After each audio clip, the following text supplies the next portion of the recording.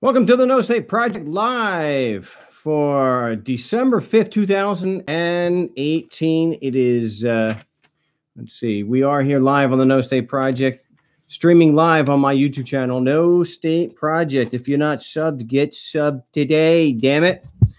You got no excuse. But glad to be with you here from the fortified compound in Mesa, Arizona. We'll wait for people to finally file in, and I don't want to get started right away, but I do want to let everyone know that I appreciate the support of the big show. And of course, I can't remember everyone's name.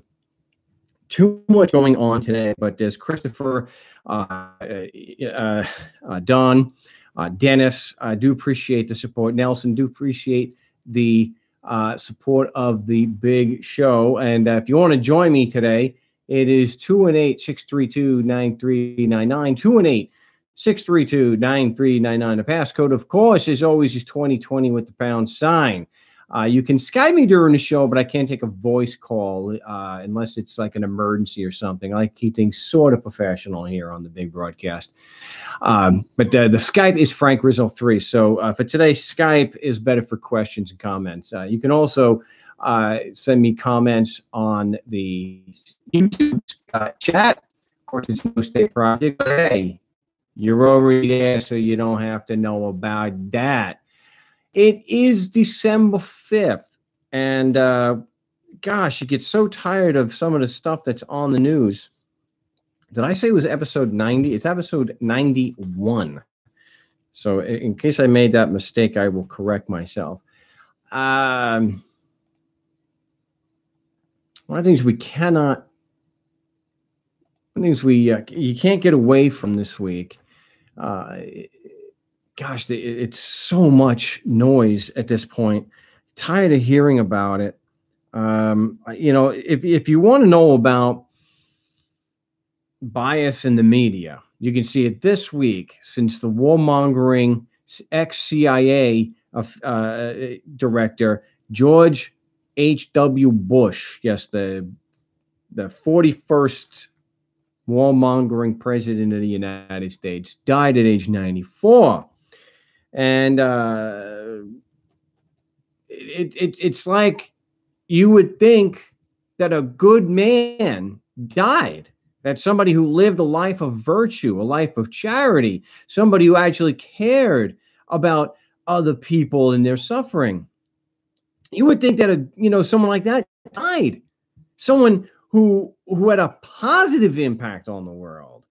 And I was a young guy when he was acting as president, and I got to tell you, that's not how I remember him. There's actually a song. I love that "Foreclosure of a Dream" from Megadeth is actually the better song with George Bush. But I think the first one that came out with George Bush was New World Order. Oh, what was Ministry? Yes, Ministry. Early 90s. The music in the early 90s, boy, that was good. That was some good stuff. So, yeah, Tom's pointing out they even closed the post office for this warmongering psychopath. Yeah. Anyway, yeah, so you got two songs with George Bush in there. So New World Order from Ministry, which is a cool song. Changes time signature a lot, but it's still a pretty cool song. Of course, Foreclosure of a Dream, that has the read my lips, no new tax. Of course, he did it that way. No new taxes. So, Tom's saying friends toured with Ministry. I like to hear someone over. Said this order, which sparked 1,000 conspiracy theories. I don't see them being a very. I mean, maybe I'm a little bit biased, but somebody who in early to mid 70s was the head of the CIA, really, Operation Phoenix, Vietnam.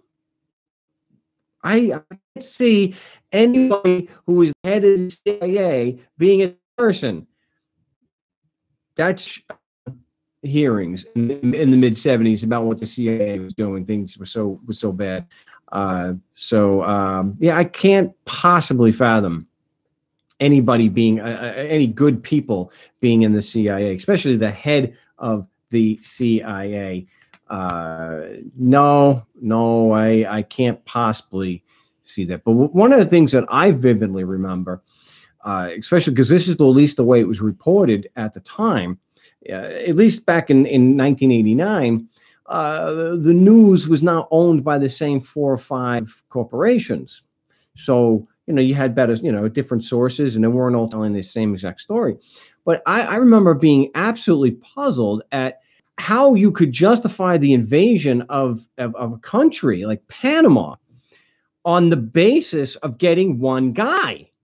That's how I understood it at the time. I know that, you read a bit about it and they try to justify in other ways. There were 35,000 Americans there. The Panamanian government declared a state of war between Panama and the United States. But what I remember, though, is going after Manuel Noriega, who was definitely working with the DEA, more than likely also working with the CIA. That part I don't have a source on.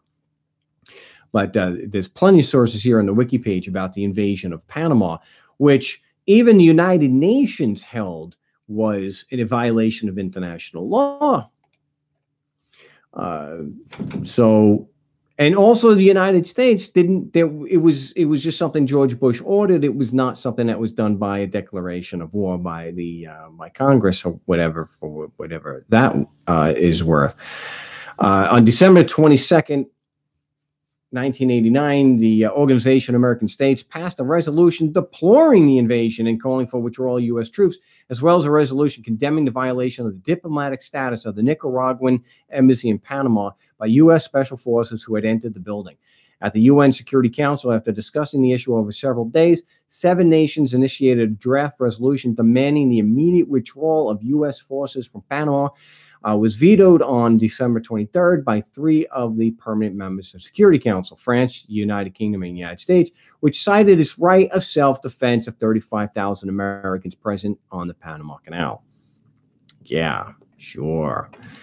Yeah, well, because someone who was the former head of the CIA, whose job it is to primarily to lie, would actually tell the truth about that. Yeah, self-defense. I remember at the time that there were varying reports of how many innocent people were actually killed by the American invasion. And it turned out to be thousands. It wasn't just hundreds. But then again, this is a question that I've been posing to people recently that have been coming out about George Bush and how sad it is for him to die. How many innocent people did his invasion, did he kill? How much innocent blood was on his hands? According to even, former Attorney General Ramsey Clark, it was about 3,000. Now, there have been some documentaries that show mass graves where people were just bulldozed into ditches or, holes, to cover up. So the actual number of people, of innocent people who were killed by the invasion will never be known. So even if it was just hundreds, imagine the blood of hundreds of innocent people on your hands. They didn't care. How many of the people that suffered during the invasion of Panama lived to be 94 years old? Right? How many of his victims? How many of his victims lived to be 94 years old? I'm going to go on a limb. I'm going to say not too many. Not too many enjoyed the same privilege that he had of actually becoming an old man. So I say good riddance. Good riddance. And it's just like when Obama goes and Bush's kid and Trump. How many innocent people have they killed? Just recently, where you had a busload of children that were bombed in Yemen. Dozens of innocent children bombed in Yemen. But hey, money. $100 trillion they're going to spend. No, $400 trillion. Trillions. America first. So, when Obama with his drone strikes and how many how many hundreds and hundreds of people, if not thousands of people, that innocent people that have died from the drone strikes and these wars. You know, it's similar to, you look at the invasion of Afghanistan was to get one guy. One guy. They believed that even though it was Saudis that were responsible, allegedly, or that was the official conspiracy theory, that it was 19 Saudis, somehow it was Afghanistan and Iraq that was at fault, and Afghanistan had to be invaded. To this day, 17 years later, to get one guy. They're keeping Osama bin Laden, the mastermind of 9/11. So you invade an entire country for one guy. Yeah. Yep. So that's just one thing. Well, two things. You got the CIA and you've got just the invasion of Panama that you can attribute to this guy. So, yeah. I not shedding any tears over here. So that makes me a monster. I don't know. I mean, really? If you're supposed to cry when somebody who's killed thousands of innocent people, you're supposed to cry that they're dead? What about the tears for the victims? I don't see anybody, you know, well, I can't say that. I don't want to fall into that trap. Oh, no one's doing it, or no one's doing it. I don't hear anybody. Well, you know, people have. It's just that this is 30 years ago or 29 years ago. So it's not something, but I haven't seen one report where people were bringing out, I mean, mainstream media that brought out, well, you got the invasion of Panama. And if that was the only thing on the table, that's enough to brand him a monster. An effing monster. You can actually see videos. Now, this is a documentary I saw years ago, but there are videos where they're uncovering the mass graves where people were just bulldozed into the ground and covered up from that invasion. Oh, and I'm sure they would find people on both sides. Find people, both sides. Anyway, if you want to join the big show today, 218-632-9399, 218-632-9399. We're going to go to Pennsylvania and speak with Travis again. Whoa. Travis, welcome back to the show.